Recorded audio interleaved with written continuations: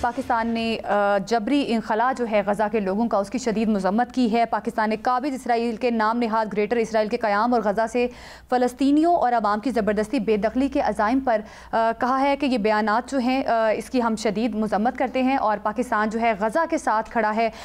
ہمارے ساتھ عمران یعقوب خان قاضی سعید صاحب ہمارے ساتھ موجود ہیں، اس ٹاپک پر بھی ان سے بات کریں گے۔ سب سے پہلے عمران یعقوب صاحب، جس طرح سے جو غزہ میں حالات بن رہے ہیں، ایک طرف تو خوراک کی امداد روکی جا رہی ہے، دوسری طرف جو منصوبہ تھا اسرائیل کا کہ غزہ کے لوگوں کو ٹرانسفر کیا جائے گا مختلف ملکوں میں اور غزہ پر قبضہ کر لیا جائے گا، کیا سمجھتے ہیں غزہ پر قبضہ کرنا اتنا آسان ہے؟ اور جو عالمی برادری کی طرف سے پریشر آ رہا ہے، ایسے میں یہ ممکن ہو سکتا ہے کہ اسرائیل غزہ پر قبضہ کر لے؟ دیکھیں زینب، بات یہ ہے کہ بات صرف نہیں، یہ باتوں میں پریشر ہے۔ عملاً عالمی برادری کیا کر رہی ہے، عالمی ادارے کیا کر رہے ہیں؟ دیکھیں یونیسیف کی جو تازہ ترین رپورٹ آئی ہے اس کے مطابق آج سب 50,000 بچے یا شہید ہو چکے ہیں یا زخمی ہوئے ہیں۔ اب مجھے یہ بتائیں کہ فلسطین میں صرف بچوں کی اگر تعداد 50,000 ہے تو عورتیں اس کے علاوہ ہیں، جوان اس کے علاوہ ہیں، بوڑھے اس کے علاوہ ہیں۔ وہاں روزانہ کی بنیاد پہ شہادتیں ہو رہی ہیں، فاقے کا شکار ہیں لوگوں کے پاس کھانے کو کچھ نہیں ہے، پینے کو پانی تک نہیں ہے۔ تو ہم یہاں بیٹھ کے یہ کہتے ہیں جی عالمی ادارے جھک مار رہے ہیں، کچھ نہیں کر رہے۔ اور یہ بھی ہم جو کہتے ہیں جی ہم نے مذمتی بیان جاری کر دیے، ہم نے مذمت کر دی، دیکھیں کیا اس کا فائدہ کیا ہو رہا ہے، فلسطینیوں کو اس سے کیا فائدہ ہو رہا ہے؟ یہ OIC جو ہے نا، وہ میں تو سمجھتا ہوں کہ وہ صرف اب رہ گیا OIC۔ عملاً دیکھیں کہاں ہے، کہاں OIC ہے۔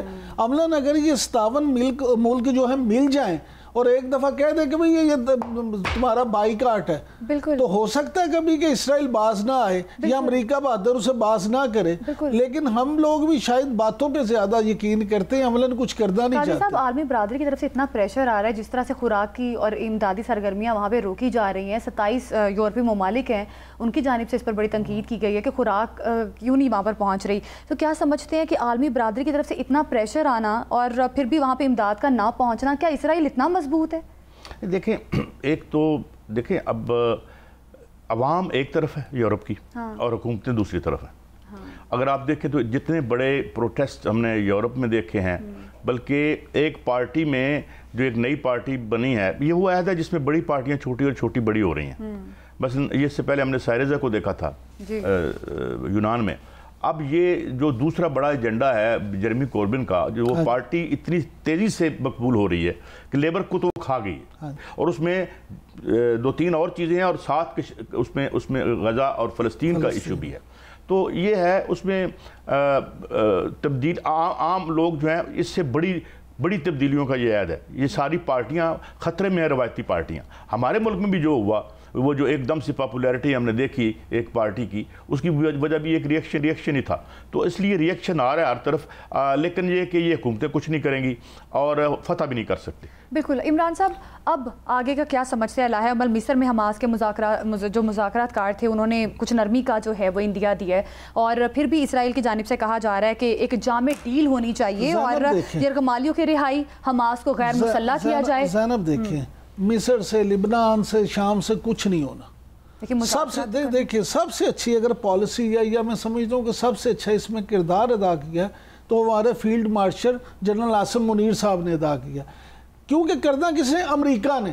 اور امریکہ بہادر سے پریزیڈنٹ ٹرمپ سے بات کون کر رہا ہے؟ جا کے ہمارے جو فیلڈ مارشل ہیں۔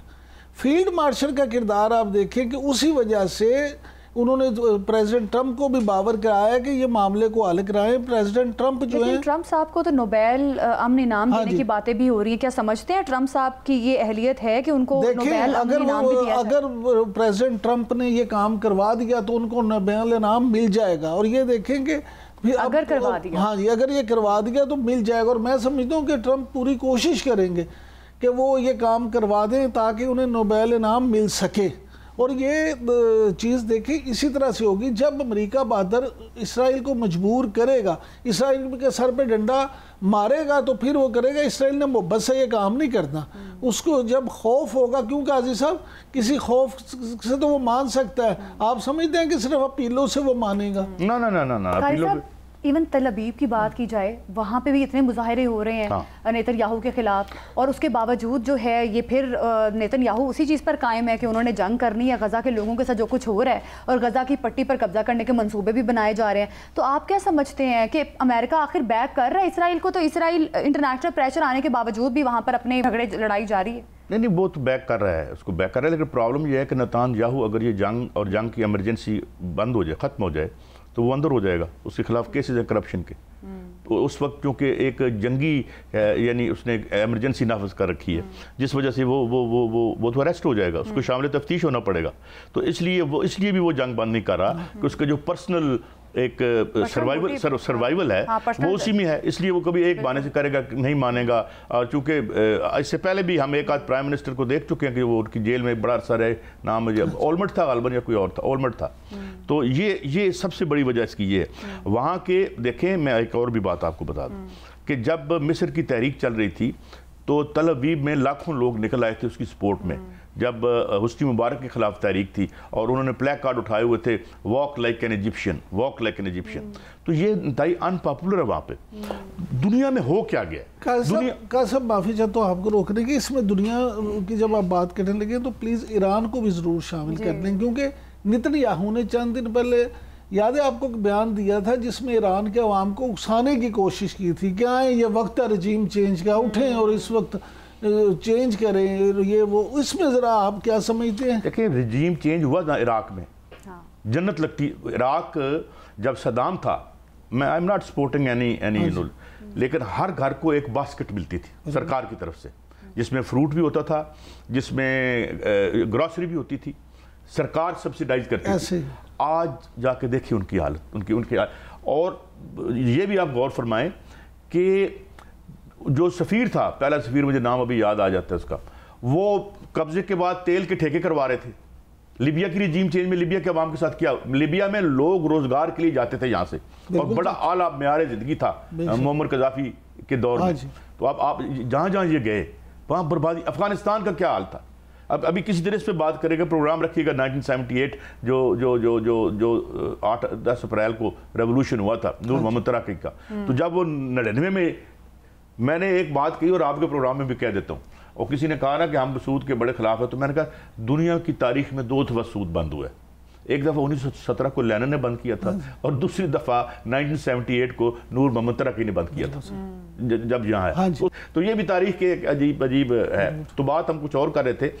قاضی صاحب ایک چھوٹا سا پوائنٹ اور بھی ایڈ کرنا چاہوں گی. اب جس طرح سے غزہ کے لوگوں کو غزہ کی پٹی سے فلسطینیوں کو نکالا جا رہا ہے، ان کے انخلاء کے لیے بات کی جا رہی ہے، انڈونیشیا سے، صومالی لینڈ، یوگنڈا، جنوبی سوڈان، لیبیا سے بات کی جا رہی ہے. اور اب یہ بھی کہا جا رہا ہے کہ اسرائیلی رپورٹس کے مطابق یہ بتایا جا رہا ہے کہ اب کچھ ایسے ممالک بھی ہیں جنہوں نے آمادگی ظاہر کی ہے کہ ٹھیک ہے غزہ کا انخلاء، فلسطینیوں کا انخلاء ہونا چاہیے. تو کیا سمجھتے ہیں اتنا آسان ہے فلسطینیوں کو غزہ سے نکالنا؟ نہیں، یہ بہت ہی غلط. ایک پہلی بات تو یہ ہے کہ ان کا رائٹ ہے، ان کے لینڈ سے کیوں آپ نکالیں؟ اور وہ لڑ رہے ہیں اور ابھی تک لڑ رہے ہیں. دیکھیں نا وہ لیکن قاضی صاحب غزہ کے لوگ تو حماس کے پیچھے ہیں نا، حماس تو اب کمزور پڑ چکا ہے. پرابلم پتہ زینب کیا ہے؟ پتہ کیا ہے؟ مودی صاحب اس لیے جنگ کرتے ہیں کہ ان کے پاس جنگ کے علاوہ عوام کو دینے کے لیے کچھ نہیں ہے. نیتن یاہو کے پاس اپنے عوام کو دینے کے لیے ذرا غزہ اگر ٹھیک ہو جائے تو اسرائیل کا کیا جواز رہ جائے گا؟ یا مودی صاحب کا کیا جواز رہ جائے گا کہ بھئی مسجدیں گرا دو، شہید کر دو، کرسچنز کے جو ہیں وہ کر دو. تو سب چونکہ یہ اکنامکلی اپنے لوگوں کو 1 انچ آگے لے کے نہیں جا سکتے، تو یہ اس لیے یہ گند پڑا رہا ہے.